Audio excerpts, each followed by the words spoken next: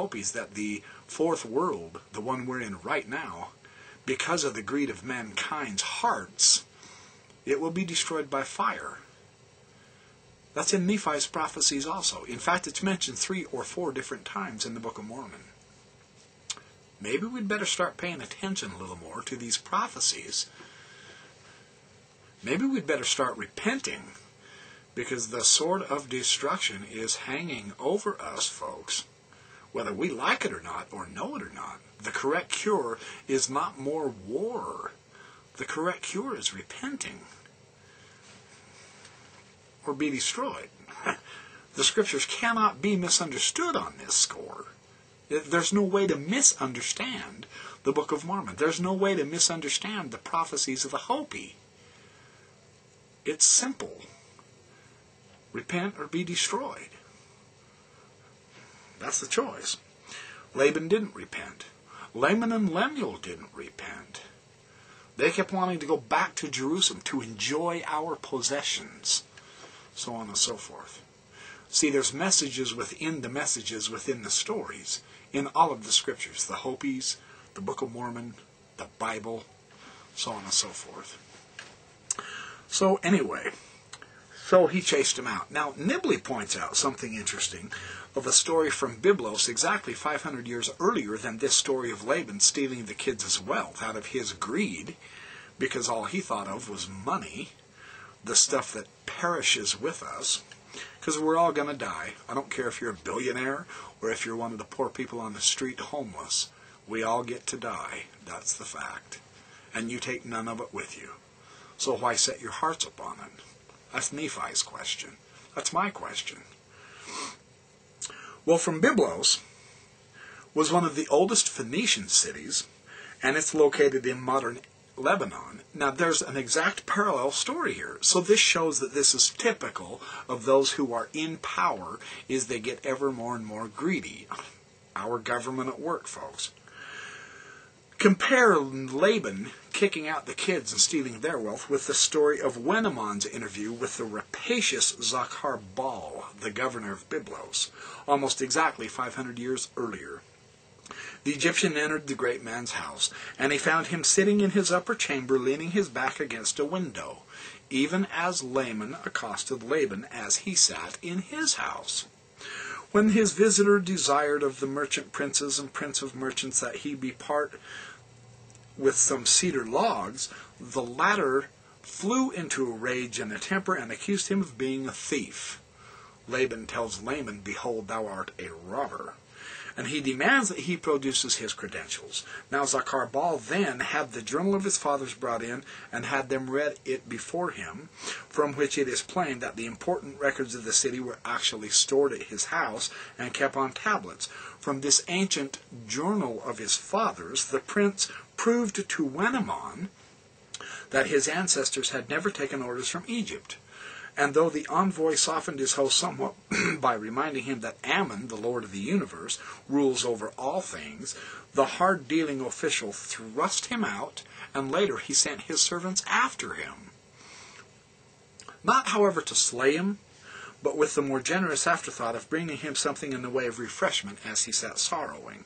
And then, interestingly, with cynical politeness, the princes offered to show Wenamon the graves of some other Egyptian envoys whose missions had not been too successful, and when the business deal was finally completed, Zachar Baal, on a legal technicality, turned his guest over to the mercies of a pirate fleet lurking outside the harbor. So we got rid of him anyway. It's fascinating parallels with the stories, isn't it? So, now, and then of course the brothers, after they fled Laban, they hid in the caves of a rock. Now this is interesting too, because Isaiah 2:10 refers to hiding in caves. This is Gardner on page 110, his commentary. Isaiah 2:10 also refers to hiding in caves or the cavity of a rock. Enter into the rock and hide thee in the dust for fear of the Lord and for the glory of his majesty. Now, George M. Lamsa, who is a lecturer and author specializing in viewing the Bible from an Eastern and Aramaic perspective, here's what he says. Very interesting. Entering into the rocks and hide in the dust is an Eastern way of saying, flee for your life and be ashamed and confounded. But Isaiah's and Lamsa's idiom certainly derive from the large number of Palestinian caves, which have been historically used as hiding places in time of war. So Nephi and his brothers find typical shelter for those being pursued through the desert near Jerusalem. The actual geography of Jerusalem and its environs fit with what the Book of Mormon story says. And then he has a discussion of the cave Beit Lehi, and that wasn't the cave. Yes, I know it has inscriptions of ships, and there's some inscriptions and stuff, but on page 111 he says, the LDS community has had a keen interest in the cave near Jerusalem associated with the name Lei, L-E-I, not Lehi, L-E-I, containing inscriptions related to a refugee or a fleeing refugee in sailing vessels. Well, is this the cave? Not likely, and here's why. There's no indication that the brothers knew that they would be embarking on a sea journey at the time they went and got the brass plates. They didn't enter the coastal area at Bountiful for another 8 years, so there's no indication they knew that that's what they were going to do. And the other problem is the cave is not in the plausible line of the family's flight from Jerusalem toward the Red Sea. The inscriptions of the Jerusalem cave might be chances of having been found the very cave Nephi says they hid in. This is so slight, it still offers excellent archaeological and cultural support for the Book of Mormon, however, because this is the situation Nephi described, and it is a realistic situation. There are caves outside of Jerusalem where refugees did hide. So the idea is correct, but this specific cave, probably not where Nephi and his brothers hid. So anyway, that's the analysis of, and up to this point, I'm at the end of my tape, so I'm going to carry on with my next series of videos in my next tape. There's still a whole lot more of Laban. I haven't even begun to scratch the surface yet.